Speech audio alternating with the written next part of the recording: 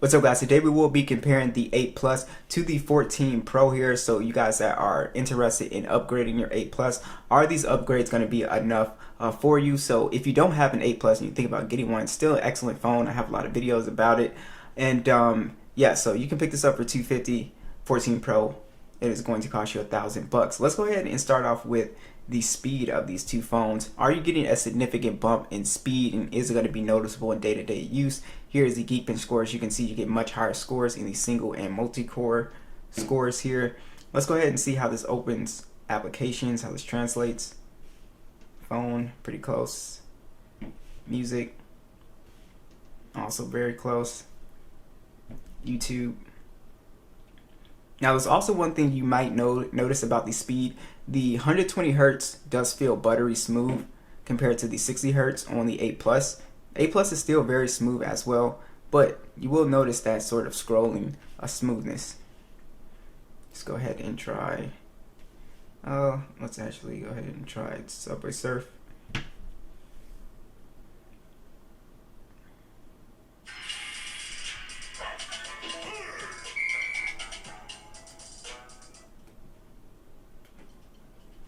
So you guys can see kind of a difference there in terms of opening up video games and stuff like that. Let's go ahead and do something even heavier like PUBG. Now you will notice a pretty big jump in gaming performance on here, so you will get much better settings. So if you are somebody that plays a lot of games, you will really like this new chip upgrade because you will be able to, again, play at much higher settings. You can see we're already in PUBG, and we're in PUBG on the 8 Plus. Not too bad. So here is the sort of difference here. So on the 8 Plus, it still does a pretty decent job at gaming. Don't get me wrong, but we can do Smooth Extreme, but we can do HDR Ultra. So you can see that sort of difference on the 14 Pro. We're able to take advantage of higher graphics. We can do HDR Extreme and then Ultra HD.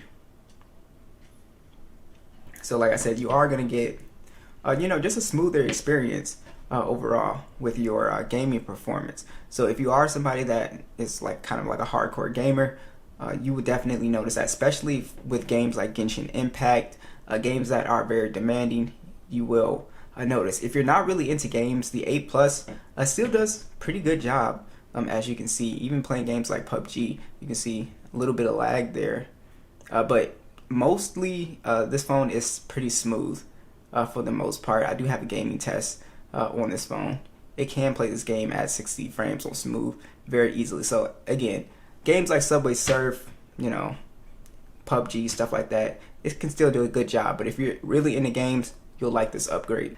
Alright, let's go ahead and talk about this display upgrade. So as you can see, very different looking displays here. One thing I like about the 8 Plus is that there is no notch or anything on the screen, which is really nice. I always appreciate that with this phone. Just watching YouTube videos without the notch is always nice. But you do get a much better display on the 14 Pro. It does have a 6.1 inch LTPO Super Retina OLED display, and it is 120 hertz HDR, and it's actually one of the brightest phones you can get right now at 2000 nits peak brightness. So outdoors it's going to be much brighter than the 8 Plus, and then it is also a 1080p plus resolution, 460 for the PPI. The 8 Plus, it does have a 5.5 inch display, so it's actually a smaller display, and then it's 1080p 401 for the PPI, and it's an IPS LCD display at 625 nits peak brightness.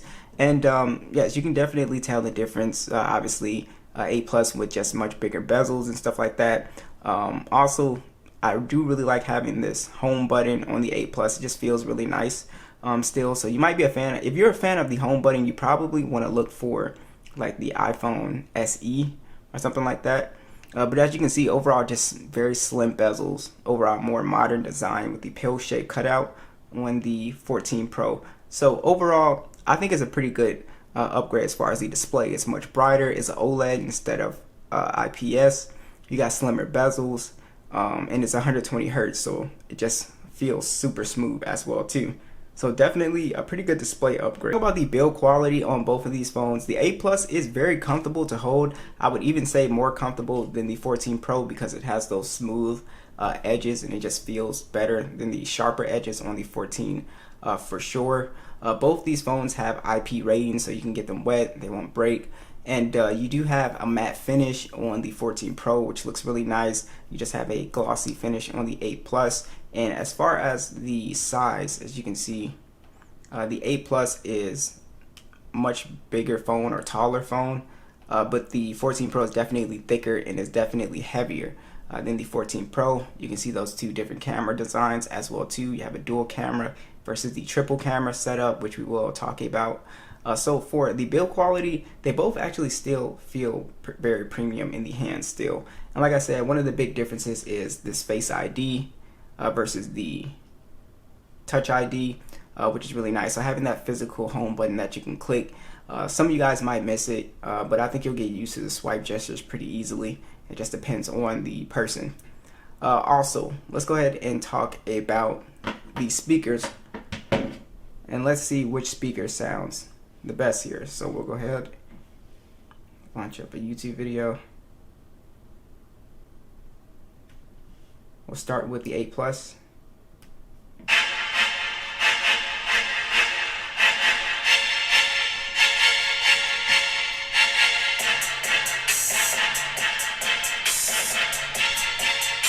Eight Plus, very good speaker quality, very loud, good bass.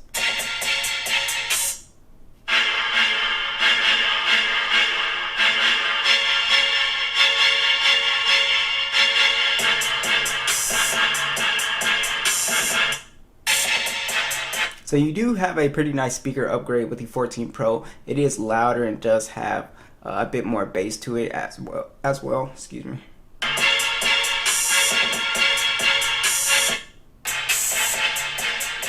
Yeah, almost makes the 8 Plus sound kind of flat in comparison, especially when it comes to the bass. So you are getting a very nice, speaker upgrade here.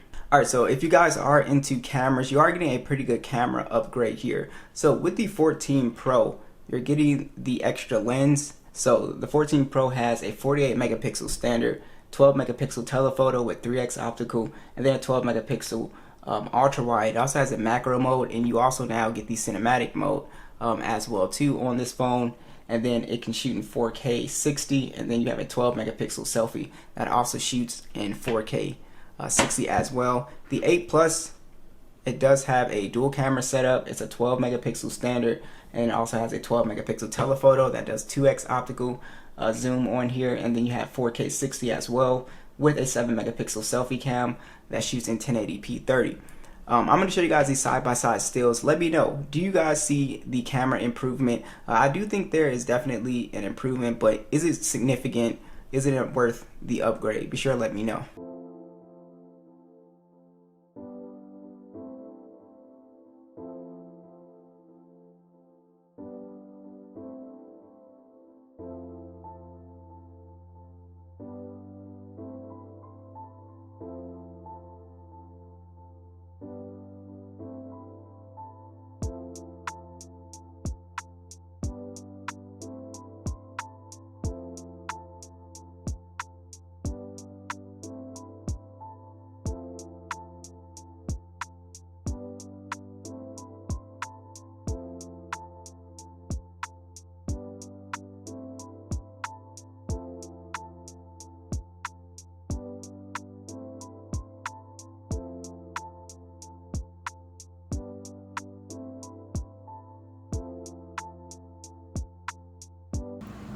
Plus.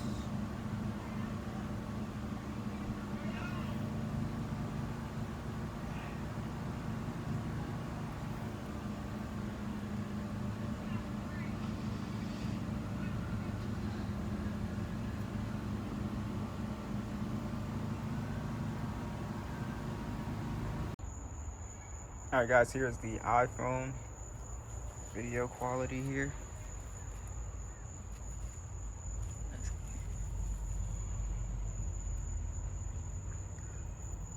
2x, 3x. Wow, look at that. It's pretty nice. 0.6.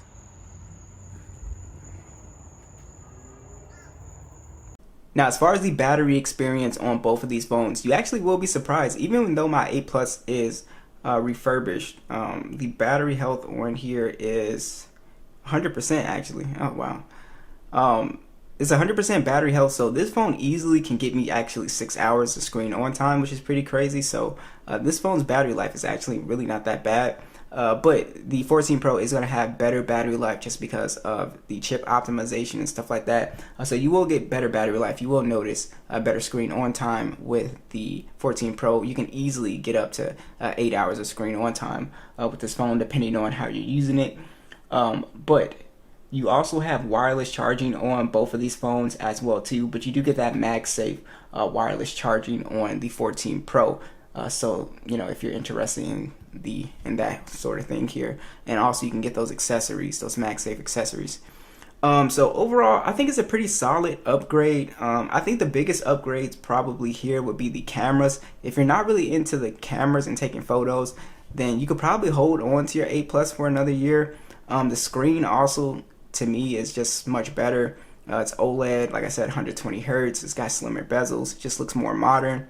Also, the chip is just much faster. So if you're into gaming and stuff like that, you will notice that difference. And overall, I wouldn't say overall just app opening and stuff like that. The 8 Plus is still pretty smooth, but I think gaming, you will feel that difference, immediately if you play a lot of games. So overall, in general, it's a pretty good upgrade across the board. So be sure to let me know what do you guys think, and I'll catch you guys in the next one.